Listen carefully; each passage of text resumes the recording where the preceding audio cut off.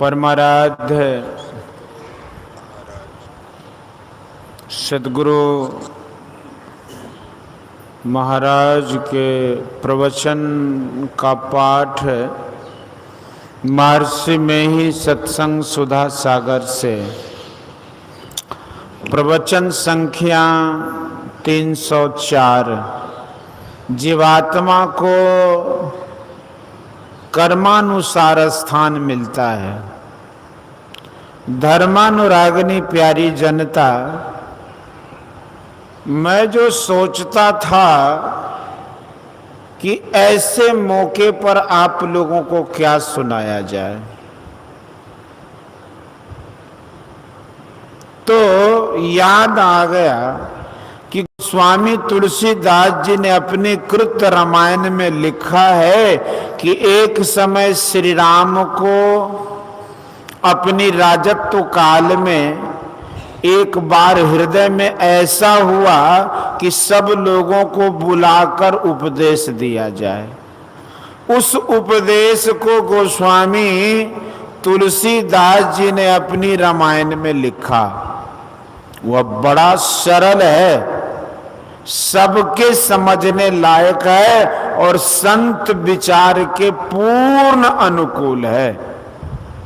उन्होंने यह देखा होगा कि संसार में लोग सुखी होना चाहते हैं।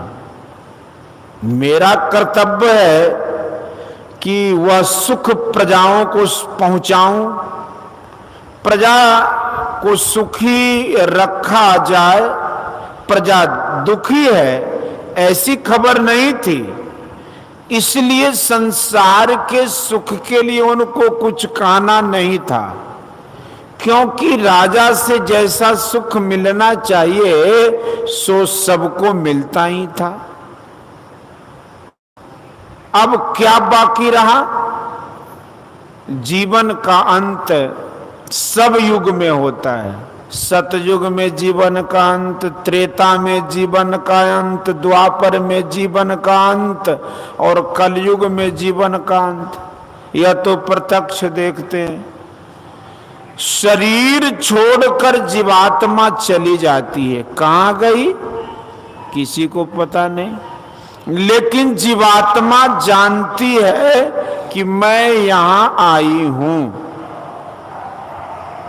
जिसको कुछ भी ज्ञान है वह कहेगा कि शरीर के जीवन का अंत होता है। जीव तो अजर अमर अविनाशी है।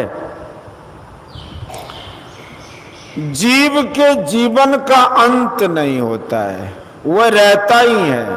शरीर छोड़कर जीवात्मा कहीं चली गई लोग नहीं देखते, लेकिन जो जीवात्मा गई है उसको मालूम है कि मैं वहां से यहां आई हूं। जैसा कर्म किया था वैसे स्थान में आ गई हूं। शरीर जीवन के बाद चेतन आत्मा जीवात्मा का जीवन रहता है। तो क्या केवल जीवात्मा जाती है, वह जीवात्मा रहती है? नहीं नहीं, केवल स्थूल शरीर छूटता है। इसके अंदर सूक्ष्म शरीर है, उसके अंदर कारण शरीर है, उसके भी अंदर महाकारण शरीर है। ये चारों जड़ शरीर हैं। यह स्थूल शरीर जब सो जाता है तो इसको कुछ ज्ञान नहीं रहता है। इसमें ज्ञानमयी पदार्थ चेतन आत्मा है। अज्ञानमय चार जड़ शरीर हैं। स्थूल शरीर छूटता है, बाकी 3 जड़ शरीर रहते हैं। इन तीनों जड़ शरीरों के साथ जीवात्मा को कर्मानुसार स्थान मिलता है। शरीर के जीवन के साथ तो सुखी रहना चाहते हो, और शरीर के जीवन के बाद का जो जीवन है उसमें सुख चाहते हो कि दुख? सभी कोई सुख चाहते हैं, लेकिन लाचारी है। सुख दुख दिन रात की तरह आते जाते ही रहते हैं। तीन शरीरों के साथ जहां रहना होता है वह है दुख सुख भोगने का परलोक, अर्थात वह स्वर्ग है। ब्रह्मा का धाम, इंद्र का धाम, इस तरह तरह के धाम स्वर्ग लोक में है। गुरु महाराज ने कहा है कि अंधकार को पार करके पहले स्थान के स्थानीय दर्शन करके जो आगे बढ़ता है उसको ज्योतिर्मय स्थान मिलता है, उसको सहस्र दल कमल कहते हैं। लेकिन वहां सूर्य की ज्योति नहीं है, चंद्र और तारे की ज्योति है। इसी के अंदर सातों स्वर्ग है। जो भजन करते हैं वे बड़े बड़े देवताओं को देख सकते हैं और अनेक लोकों को देख सकते हैं। शरीर छूटना, फिर शरीर में आना, इस तरह आवागमन के चक्र में रहना होता है। कभी सुख कभी दुख मिलता रहता है। सुख मिलता है लेकिन और मिले होता ही रहता है। और कितना सुख इसका अंदाजा नहीं। जितना मिले उससे और विशेष चाहिए। तृष्णा और लोभ के मारे लोग यहां दुखी और वहां भी दुखी होते हैं। इसलिए श्री राम ने कहा कि यही तन करफल विषय न भाई, स्वर्ग स्वल्प अंत दुखदाई। विषय कहते हैं पदार्थ को। ये कितने हैं? 5। आंख से रूप देखते हैं, कान से शब्द सुनते हैं, जिह्वा से रसास्वादन करते हैं, त्वचा से स्पर्श का ज्ञान करते हैं और नासिका से गंध ग्रहण करते हैं। इन 5 से बेसी न यहाँ है न स्वर्ग में है। 5 विषयों से अधिक स्वर्ग में भी नहीं है। बड़े बड़े देव, ईश्वर कोटि के देव के यहाँ भी ये ही 5 विषय हैं। वहां भी काम क्रोधादिक विकार होते रहते हैं। न काम यहां मिटता है न क्रोध की लहर मिटती है। अहंकार बढ़ता ही जाता है। लोभ का थैला सब दिन खाली ही रहता है। लोभ का थैला सब दिन खाली ही रहता है। एक राजा था, वह धन का बड़ा लोभी था। उसने सोचा स्थल पर के सभी जंतु कर मुझे देते ही हैं, लेकिन समुद्र जो स्थल से अधिक जगह छेके हुए हैं वह कुछ कर नहीं देता।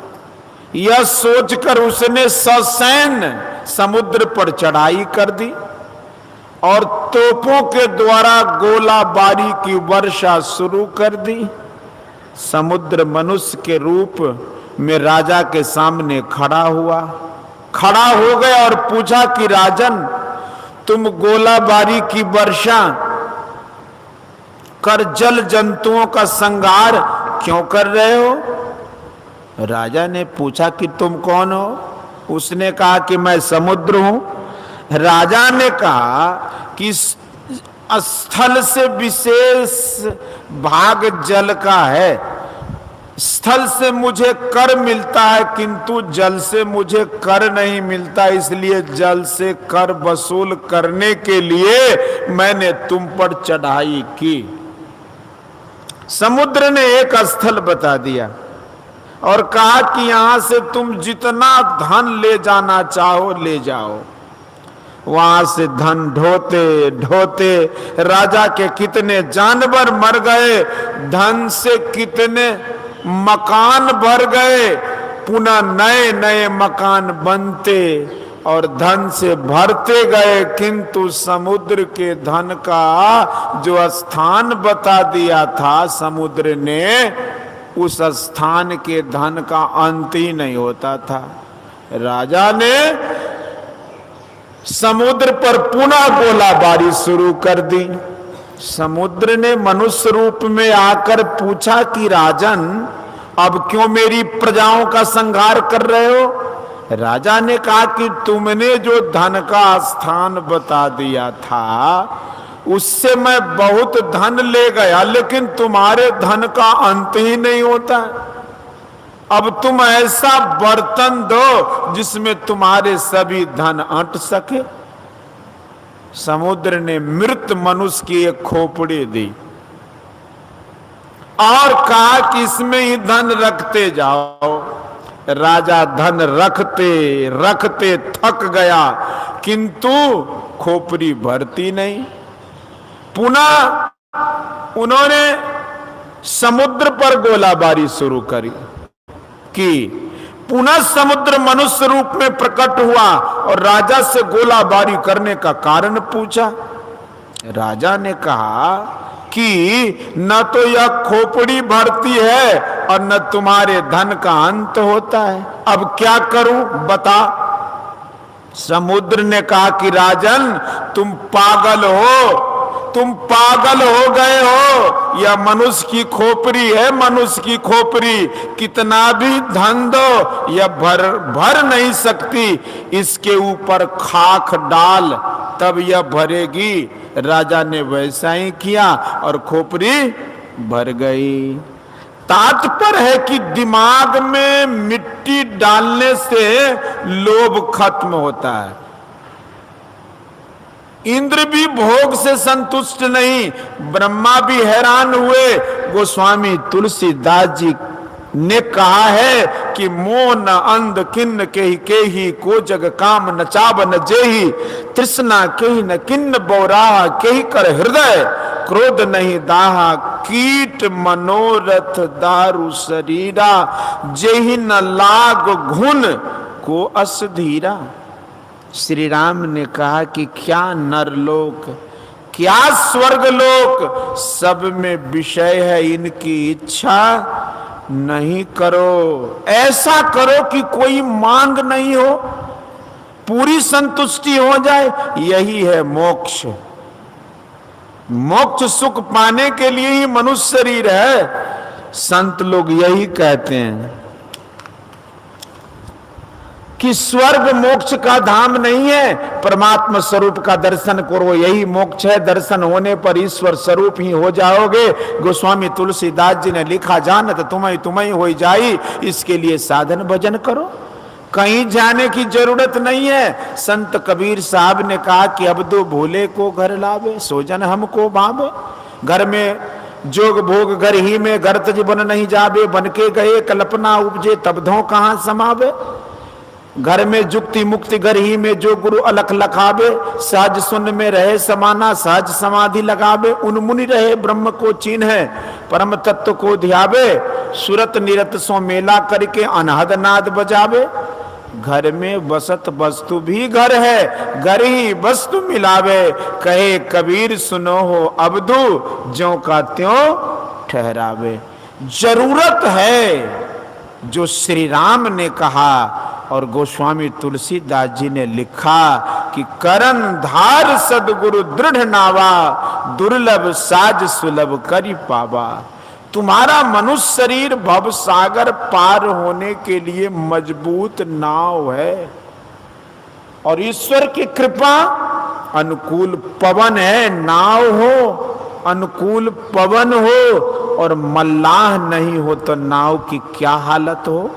इसलिए मल्लाह भी चाहिए। मल्लाह कौन है? सदगुरु, सद ज्ञान बतलाने वाले, सदयुक्ति देने वाले, और साधन में प्रेरणा करने वाले सद्गुरु होते हैं। मुक्ति मार्ग जानते साधन करते नित्य, साधन करते नित्य सत्य चित जग में रहते, दिन दिन अधिक विराग प्रेम सत्संग सो करते, दृढ़ ज्ञान समुझाए बोध दे कुबुद्धि को हरते, संशय दूर बहाय संत मत स्थिर करते, मैं ही ये गुण धर जोई गुरु सोई सच्चित, मुक्ति मार्ग जानते साधन करते नित्य। सद्ज्ञान जानते हो, अपने को उसमें रखते हो और अन्यों को चलने के लिए कहते हैं, वे सद्गुरु हैं। किसी को ख्याल नहीं करना चाहिए कि ईश्वर की कृपा हम पर नहीं है।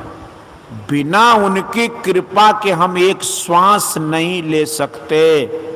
ईश्वर की कृपा ही है, खोजने से सभी समय में संत सद्गुरु भी मिलते हैं। घर बार छोड़ने की जरूरत नहीं है, घर में रहो, ईश्वर भजन करो। असल सुख संसार सुख नहीं है, मोक्ष सुख है। सद्गुरु चाहिए, सदयुक्ति चाहिए और सदाचार का पालन चाहिए। जो सदाचार का पालन नहीं करेगा उसको ईश्वर भजन में बल नहीं मिलेगा। जिसको भजन में मन लगेगा वह सदाचार में दृढ़ होगा। सदाचार कहते हैं झूठ चोरी नशा हिंसा और व्यभिचार, इन पंच पापों को नहीं करने को। हिंसा के सिलसिले में मांस मांस नहीं खाओ, नशा नहीं लो, बीड़ी तंबाकू सभी नशा है। तंबाकू सांप नहीं सह सकता, कितना विष है। जो आदमी तंबाकू खाता है वह तो विष खाता है, सो नहीं खाओ। उपदेश करने वाला यह नहीं कहता कि मत्स्य मांस नशा नहीं खाओ, नहीं पियो और इससे जो पैसे बचे सो हमको दो या आधा भी दो। अरे जो पैसा बचता है उसका फल और दूध तुम ही खाओ। हमारे गुरु महाराज बाबा देवी साहब कहा करते थे, सबसे ऊपर में आध्यात्मिकता लिखो, उसके बाद सदाचारिता, उसके बाद सामाजिक नीति, उसके बाद राजनीति। जहां की अध्यात्म उत्तम होगी वहां की सदाचारिता अच्छी होगी। जहां की सदाचारिता अच्छी होगी वहां की सामाजिक नीति अच्छी होगी। जहां की सामाजिक नीति अच्छी होगी वहां की राजनीति बुरी हो ही नहीं सकती। इसलिए देश में आध्यात्मिकता का अधिक प्रचार हो, ऐसा करना चाहिए। इससे देश को बहुत लाभ होगा। बोलिए श्री सद्गुरु महाराज। यह प्रवचन दिनांक 15/8/1969 ईस्वी को बिहार राज्य अंतर्गत भागलपुर शहर के मोहद्दी नगर में हुआ था।